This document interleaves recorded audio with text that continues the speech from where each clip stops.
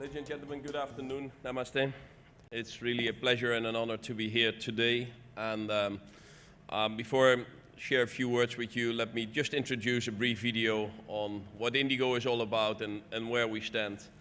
And I must give a little disclaimer prior, actually.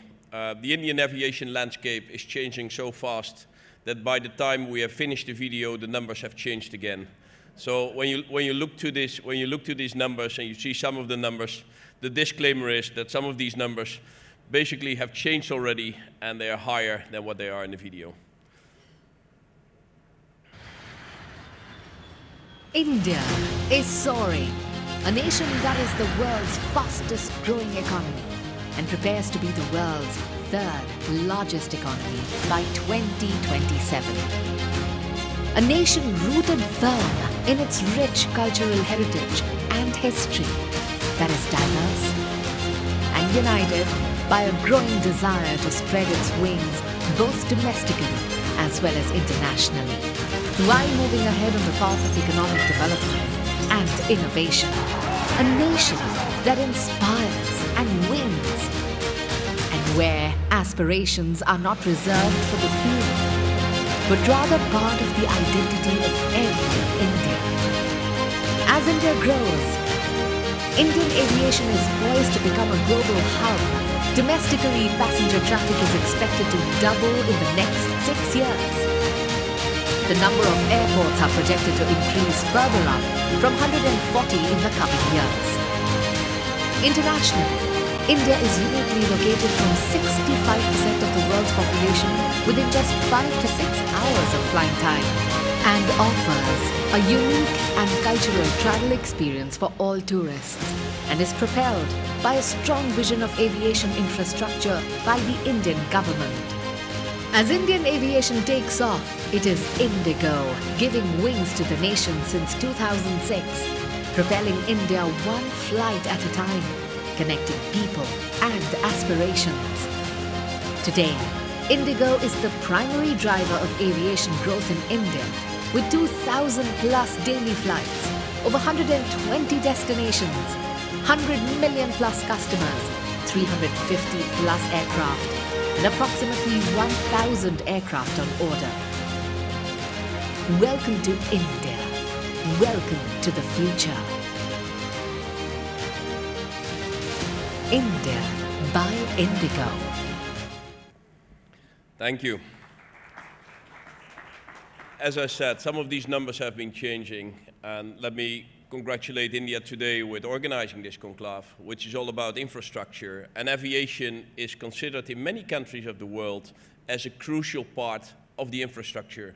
And I'm very glad that also here today, infrastructure and aviation are so much linked to the future of the country. Because if you think about it, India is becoming the third largest economy in the world by 27. Mobility is a key part of that infrastructure. Whether that's roads, trains, ports, airports, it all works together as part of that drive for mobility. And I would say aviation is even at the forefront because it's not only mobility, but also consumer spending. And if I were to share with you that some of our recent openings of new flights to Delhi, from Delhi to Baku, Almaty, Tbilisi, Tashkent, those were destinations originally not served from India. We started with that and they're full right from the start. And be it Indian students going overseas, be it families traveling together, it's actually resonating very, very well. So against that basis, IndiGo is developing from a domestic-oriented airline into a global aviation hub and powerhouse, if you wish. And we're very pleased with all the support we're getting in that. I think the opportunities out there with the growth of the economy are really fantastic. And before we go there, maybe let me just highlight another, I think, which is an important testimonial, if you wish, and confirming the status of that. Once a year, all the airlines of the world gather in one place, and that's the IATA annual conference. That's going to be hosted this year in Delhi itself. It's going to be here in June. It's going to be a bit hot for the participants, but that's fine. I guess that is a reflection of the temperature, of the speed of the economy, and what all we are doing. So that's going to be hosted here. We're obviously very excited to be the host airline as IndiGo in that time here. Just on a personal note, I joined IndiGo 3 years ago. It's been a wonderful journey in helping IndiGo moving from domestic to become a more international airline. And I'm sure that by 2030, when we look back, and a lot of places in the world, we see the nice blue-collared IndiGo planes serving India directly. Thank you, ladies and gentlemen.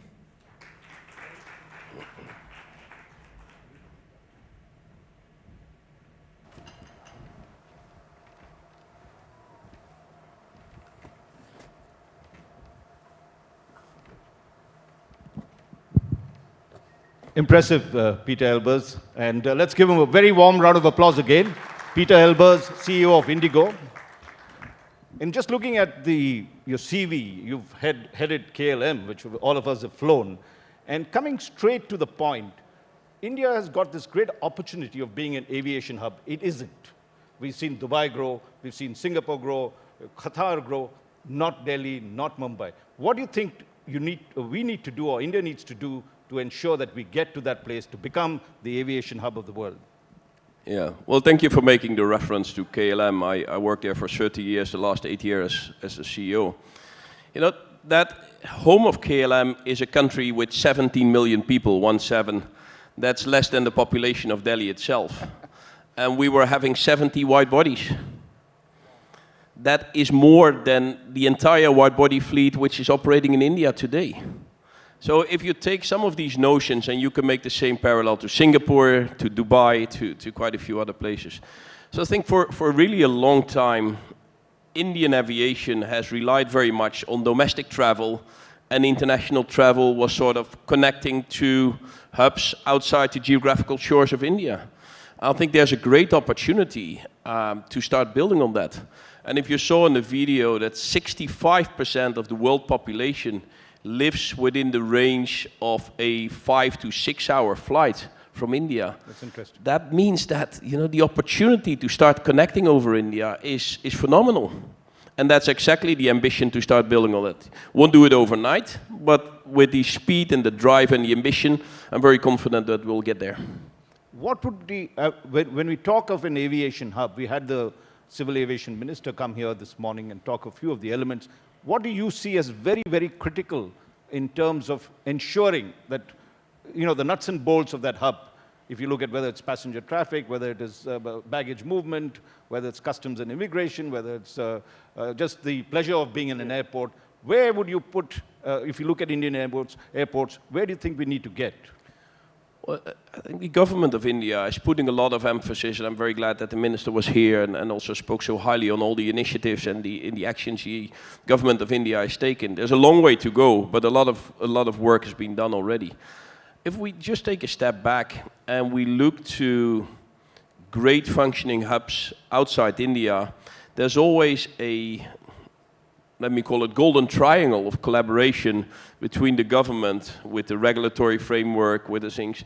One is the government, the other one is the airports, and the third one is the airlines. And that should work together in an ecosystem, and I heard the previous speakers around shipping speaking about the very same thing. So that ecosystem has to be built in India. And that, so today we have great intentions from the government, from the airports, from the airlines. I think the next step is that we consolidate that into a holistic view when it comes to education, getting more people in, making sure that all the rules and the regulations and import tariffs and all the things you have are really matched to those ambitions. And again, I see a lot of change there. I'm very optimistic that we get there, but we have a long way to go. One point is that, and everybody talks of that, to have an aviation hub, you need a major airline. Do you think IndiGo is that airline? Why don't you all become that? Why conceding that space to Air India? Anchor carrier. You know, for a country of the size of India, we should have multiple large airlines, right? Right. And IndiGo is determined to be one of them. But there's a lot of chatter every now and then, you know, about consolidation. But if we want to compete in the international arena, you should have a certain size to be able to compete in the international arena. Because we are competing with the likes in the Middle East, we're competing with Singapore, we will competing with the European legacy airlines. So they all are airlines of a size of anywhere between 500 to 700 and sometimes even more planes. I think United today is in the range of 1,000 aircraft. So IndiGo today is the first airline in India who crossed the line of 400 aircraft.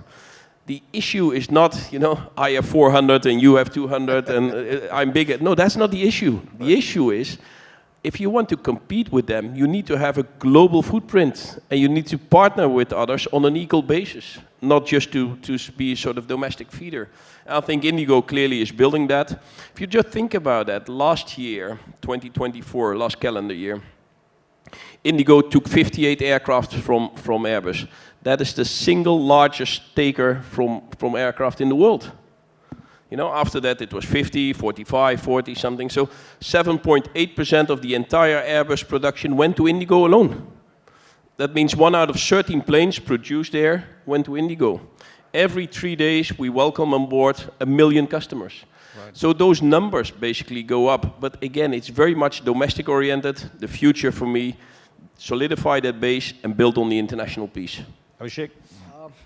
Peter, you talked about facing competition in the international market, but closer home, competition seems to be hotting up because what used to be, I mean, Air India is no longer what it used to be. It's backed by the Tata Group. New players are coming in.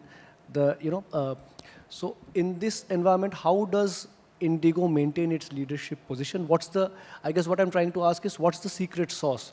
Why should I choose IndiGo when, you know, there are other airlines there? Well, as much as I appreciate you and the entire audience, the secret sauce is a secret sauce. So we keep it as a secret sauce.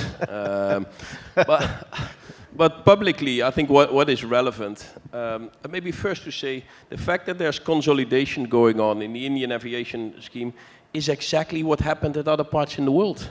It's happened in Europe, it happened in the US, it happened in China, and so is happening in India.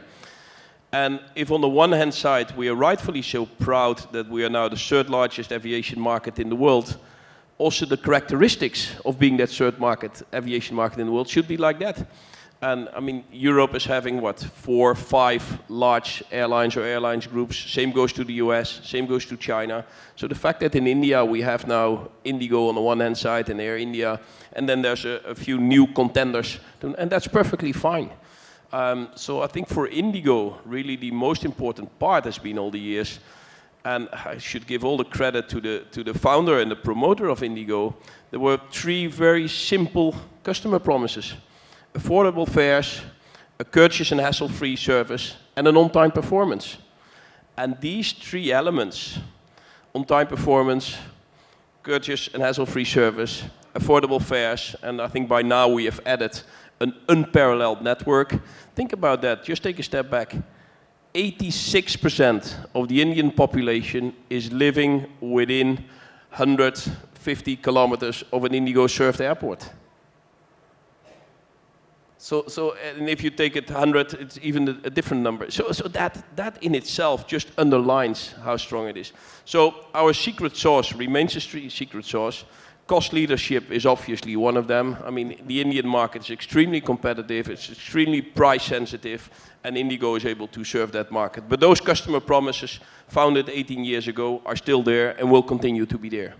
And also, sorry to add, that will enable us to compete international. And I've been working in different parts of the world, I've been traveling in different parts of the world. I'm very confident that the IndiGo product can stand up to many other competitors in other parts of the world. I mean, we've recently launched a business class product on the nation's busiest and business routes. So we started with Delhi, Mumbai, where we fly 40 sectors a day. That's resonating extremely well in the market. So our product really will help us to be competitive outside India as well. Peter, a more personal question. You headed KLM. What's the difference between running an airline like KLM and IndiGo in India? There's a lot of differences. And what can we learn from the examples, international examples? Well, the 2 airlines are very different. KLM had one central point, Amsterdam, where, again, a country of 18 million people. Schiphol Airport had 70 million customers, 7-0, for a country of 17 or 18 million people. So that was entirely geared to building it into a connecting model. But it was just one, Amsterdam. I think in India we have the opportunity, given the geographical length and breadth of the country, to have multiple hubs. So that's going to be very different. So that's one. Two, it was a very sort of airline with a long history, 100+ years. IndiGo is only 18 years young. Think about it. It took Ryanair, it took Southwest 34 years to reach from 0 to 100 million customers a year. It took Ryanair 27, 28 years to reach that. IndiGo welcomed last year, when we turned 18, 130 million customers in a single year. So probably that's the other difference, and my Hindi is still very poor, but the jaldi jaldi philosophy, that I guess is one of the difference compared to what's happening in Europe and to what's happening in India. You know, everyone's ambition. We need to go forward. Go quick, jaldi. Hey. So I think that is another big difference. Abhishek? You talked about expansion. Along with expansion comes the need for like quality manpower, quality pilots and ground staff, etc. And what's your take on the training, manpower training ecosystem in India? What needs to be done, and to bring the training back to India, not having to send people from India abroad to get trained? Yeah. Well, it's a very important point, and at IndiGo we pride ourselves by having one of the largest training institutes in the world. We have our own in-house training institute. We train over 2,000 people a day, and if you go there, it's really impressive. Whenever I have foreign visitors, I take them there and they're, wow, all these floors, it's all IndiGo, all people being trained. So we do all that training inside, and the fact that India has such a young population is really creating I would say, competitive advantage to other parts of the world where everyone is complaining about shortage of labor, shortage of people. We don't have a shortage of people. We don't have a shortage of labor. We need to train them, and it takes time to train them, but we don't have a shortage in itself. So this 2,000 people a day, I think, is one big step. I think where we should step up is making sure that we get flight schools, that we get the next level of the ecosystem being done. And I think some of the initiatives where also the manufacturing part is moving into India is helping. Because now we have a lot of people who are being trained, are being educated, and they end up working abroad. Yeah. I think we should have the opportunity in building that ecosystem here, in doing that. There's no lack of people, there's no lack of ambition, certainly, but it's making sure that we have the full ecosystem where these people can work. Yeah, I mean, interesting that you touched upon that. How do you protect yourself from poaching by airlines in the Middle East and elsewhere, which are coming Pay up? them better? No, I don't know. How do you cannot prevent it, but I think we have a very strong culture in IndiGo. People like to work in IndiGo. There's a lot of people who joined us who stay for a long time. I think for a lot of years, probably career opportunities were limited as the airline was very domestic oriented. I think career opportunities are now expanding. We start to open up new destinations. When I joined, we had a handful of international destinations. We opened up Medina yesterday. It's our international destination number 35. So we have ordered wide-body aircraft, which basically we can cover the world. So the career opportunities which are there today are starkly different from those who were there 3 years ago, and they will be even nicer and better in 3 years from now. So I think the culture we're having, of course one should pay adequately, but the culture we're having, the opportunities, the ambitions, and I think some people have left and then they discover that, look what's happening there, look how the airline is growing, look what a great place to work. And the opportunity in airline is you can do a lot of different roles and jobs actually without leaving the company itself. Peter, quickly, I'll come back to you. You've been expanding aggressively across the country, and now you're saying internationally. But the aviation sector in India is losing money. The annual loss is about 2,000 to 3,000 crores. That's the estimate. And in terms of IndiGo, given the fact that you have increasing operating expenses and forex losses and declining profit after tax, how are you managing this aspect? I think the previous quarter wasn't that too good in terms of thing. Is it because you've made orders that you're losing, or what's the reason? Oh, to be accurate, the second quarter wasn't great. The third quarter was good, which we have recently announced. And of course, we had some of the forex challenges, but that's not unique to IndiGo. I think that's to every Indian company having some of the Forex challenges. But actually we had a very good quarter in terms of our revenue numbers, top line numbers, and then of course again some of the Forex. But it was profitable, and IndiGo is clearly a profitable airline. One of the things which are extremely important, and that's probably a bit linked to the secret sauce question, is to maintain that cost leadership. You know, look at the fare levels in India and compare them to other parts in the world. You could say, you know, also the GDP per capita. So there's some reasons why the fare levels are what they are. But it's an extremely price-sensitive market, and it's an extremely, I would say, competitive market. So the only way to do that is to be on top of everything. IndiGo has one of the leading utilizations, leading networks, and the way we start to expand, I think that really helps us. Last but not least, we have introduced our loyalty program. Right. Oh. So that it started last year, very helpful to get a sort of deeper and longer connection with our customers as well. No, I just wanted to expand because airline business in India has not been very profitable. We've seen how Kingfisher nosedive, we've seen how Jet Airways is closed.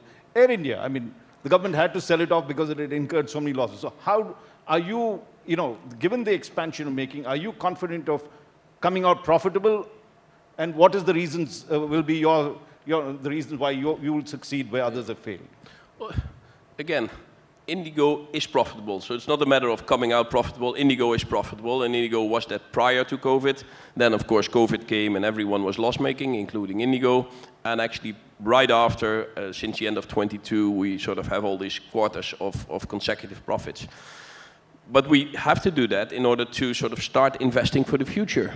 And if you ask why did a lot of airlines lose in the past, I probably not look back to too much, but to have a competitive position with a mixture of domestic and international, to be able to have a product to compete with some of the strong international airlines, and to have hubs and airports which allow you to compete. And I think some of the new airports or some of the new terminals, and I mean, just to highlight one, I think the new terminal in Bangalore is a fantastic facility. I think all the investments which are made, and I think this year, 25, is an incredible important moment for Indian aviation, because finally we're getting a second airport in Delhi. Finally we're getting a second airport in Mumbai. All other big metropoles in the world have that already. London has it, Frankfurt has it, Paris has it, New York has it, Shanghai has it, Tokyo has it. So all these places have multiple airports. And we didn't have it in India, but today it will happen. So I think that's a very important step to further build up that network and to be able to make sure that we can start sort of building the size needed to compete international. Abhishek? Since you talked about India being a price-sensitive market, and rightly so, I wanted to ask you, I mean, in spite of that, why do the fares spike so much to, sometimes to ridiculous levels? I mean, in high demand. Kumbh Mela was, I think, you could go abroad and come back. We heard of 60,000 rupees one way, etc. I mean, how does this happen? I knew this would be coming up, but I think that when the cricket match was, there were hotel prices in Ahmedabad, no? That's true. It went up. And when Goldplay was playing in Mumbai, what happened with the hotel prices? Right. So look at the general. Don't look at the incidents. Look at sort of what's the overall landscape, and look at what are the overall fare levels and how you compare that. And so of course prices go up, and then they go down again. And as I said, I'm now 3 years here. Every Diwali we see it. The prices go up. Oh no, they don't go up. They go down. No, they go up. So every day there's another news on prices go up, prices go down. So take a step back and look what's happening to the average sort of price levels, and then start to compare it with inflation. I think there have been some recent reports which take a 10-year inflation development and a 10-year pricing development. And then with such a distinctive audience, I think you know it for some of the other businesses, and look how prices have developed in those years. Be it real estate, be it properties, be it hotels, be it some other businesses. I think airlines are still very much the competitive part of the industry. And yes, there's going to be some prices, and someone finds one ticket somewhere from the deep south of India to go to Prayagraj. Yes, that happens. It happens, yes. What you're saying is it can't be escaped every once in a while. Is that what you're saying? Again, we welcome on board every day over 3.5 lakh customers, a little over more than 1 million every 3 days. That's what we have, 3.5 lakh customers a day. If you look at the 3.5 lakh customers a day, we have systems optimizing those demands. Again, not unusual. It's not only IndiGo, it happens all over the world. These systems optimize demand. So a very significant part goes for the lower levels, and then by the time bookings go up, you have a handful of tickets which may go up. Should we have sort of pre-blocked some of those levels? Maybe yes. At least it would have saved a couple of newspaper articles. but in general, I don't think it you know, look at the big picture. We have pretty much almost tripled the number of flights to Prayagraj. So you know, there's only so much one can do in sort of preparing for that. And then again, what happened with the trains?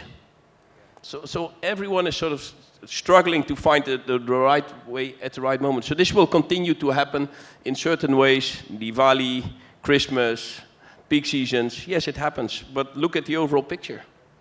Right. One of the things is that you'd mentioned earlier was that currently you probably have a 390 aircraft on with you all, am I right? 400. 400, yeah. Right? And you're going up to, you said 950. That's the purchase you're going to make. Am I right? We have today a little over 400 aircraft in operation. We have the world's largest outstanding fleet order of 950. Every week one less, because we take a plane every week, so we have 950 planes on order. And that's very important. And why is it important? Not to say, you know, we have 950, because these planes we have are helping us in discussions with the airports to have a long-term projection. So if you want to discuss in your ecosystem, right, and airports, you know, for airlines, if you go to Airbus or Boeing today, it takes me 5 years to get the planes. If you decide to build an extra terminal at an airport, it's probably take you more than 5 years. So the line of sight we're providing to the airports today, and basically say we have 400 in operation today, we'll have in the range of 600 to 700 by the end of the decade in operation. Right. That helps us a lot in all the discussions with Delhi, Mumbai, Chennai, all the airports of the country really, to start building that infrastructure. Now, one of the things you notice, I mean, the two questions arise out of that. One is, of course, if you go to any Indian airport, the major airport, you see a lot of aircraft grounded. For some reason, they're all lying in a row there. Some of them, of course, they're loss-making and had to shut down. IndiGo, I think, has got, what, an average of how many of your flights currently are on ground, we're not able to move for various reasons? That's 40, one. 50, yeah. 40 to 50, is that the... And then the second aspect is what you talked about, the supply chain issue that you have to get the aircraft in. Yeah. Can you talk about these two issues? Because that sort of constrains the aviation industry. Yeah, well, these two elements are very much linked. I think a lot of companies in the world at COVID decided to cut back significantly on their capabilities, either let off go people or production facilities or shops. What has happened is that all that reductions took probably not enough into consideration that post-COVID, the aviation world is surging again. So at IndiGo, we are confronted with actually a global supply chain challenge when it comes to some of the parts and materials we need. That has led indeed to a very significant number of planes which were grounded. So you're right, you see these planes standing in Delhi and Bangalore and a few other places, but mostly on these two locations. I think what's important is at IndiGo we have taken a lot of sort of mitigating measures.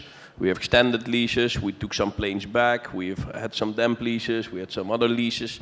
So despite the fact that we had this issue, we still could maintain our capacity guidance and could grow from 100 million to 113 million customers in the last year only. We see it's getting better. We peaked that number in the middle of last year, and ever since it starts to taper down going forward. And IndiGo, I would say, is in a very, very good position because we get these planes coming in every week. Right. So these were ordered, I would say, a very visionary approach. These were ordered prior to COVID. Our recent order clearly has added to that, and with that, we will sort of make it through this world supply chain challenge. Another reason, by the way, why we should have infrastructure in India. that puts us in a much better position to do it like that when it comes to engines, when it comes to maintenance, but that will help us to navigate through these, what I would call as short-term challenges. Well, I think we've got a minute left, and is Kapil call here? I was told he was, you were mentioning, where's Kapil, is he here? Yeah, hi. I thought you could ask a question of Peter. Kapil, can someone just give him a, he's a top aviation expert, and this is a good chance to sort of, Kapil, right? Oh, I know Kapil, and I'm usually very concerned about his questions. Kapil, good afternoon. Kapil, just get yourself a mic. Ranjit, just a mic there. Is there that person with mic? Yeah. Okay, excellent. I came to hear you, so it was a good session. I think one of the things that Peter missed out is that there has been an exceptional story from day one of what IndiGo has created. I haven't seen any airline in the world with an operational excellence and a delivery model of about 50, 60 planes a month regularly. So the question should be that how do you maintain that operational excellence, which is core to your business model. The rest of it falls in place. That's not a problem. You can do marketing, commercial. The core is, operational excellence. And if you've studied IndiGo, that I haven't seen an airline which has grown to 400 planes or 450 planes in 18 years. The question should be going forward, how do you maintain that operational excellence? That's a good question. How do you maintain that excellence? Yeah, I would say, Kapil, thanks for bringing that up. And for a lot of people in the industry, again, globally, looking at IndiGo when it comes to utilization, when it comes to turnaround, when it comes to the boarding processes, a lot of these operational processes leading to that operational efficiency have been deeply rooted in the company. And that goes from the sort of hardcore processes to the people itself and the people training part. That's exactly why going forward, we keep all these things in-house. We moved to a new training institute, our own training academy last year because the other ones were getting too small. We didn't outsource. We didn't say, we're going to work with others. It's an in-house thing. It's deeply rooted in the IndiGo culture to do that. So one is continue to have that culture of operational excellence deeply rooted in the company and the people. Because at the end of the day, and I'm a firm believer in that, it's the people who do that. You can only buy 2 types of aircraft, Boeing and Airbus and maybe Embraer. You can buy 3 types of seats. You can buy 4 types of reservation systems. You can buy some different catering, but that's not an operational excellence thing. So it's the people who make the difference. So that is one. I think the second part where I think your question is partly related to that. You've moved from a 20 aircraft airline to a 400 aircraft airline, and you're going to move to a 600 aircraft airline. And I think the digitization part is going to be the next big part of that. So all what we can do in terms of digitization, we have really stepped up our efforts in that respect. So we cultivate the very foundations and the basis, but we're going to use a lot of digitization to move forward to that. And I think probably there's no better place in the world to be located than India. The whole world comes to here to fix that stuff, right? So we should be able to do it ourselves. So these 2 elements, cultivating the basis and invest in digitization here in India itself, is going to be the 2 elements. Because to your point, operational excellence is key to the success, back to the secret sauce, and it will continue to be like that. Well, we've run out of time. Ladies and gentlemen, Pieter Elbers, let's give him a very, very warm round of applause, CEO of IndiGo. Thank you so much.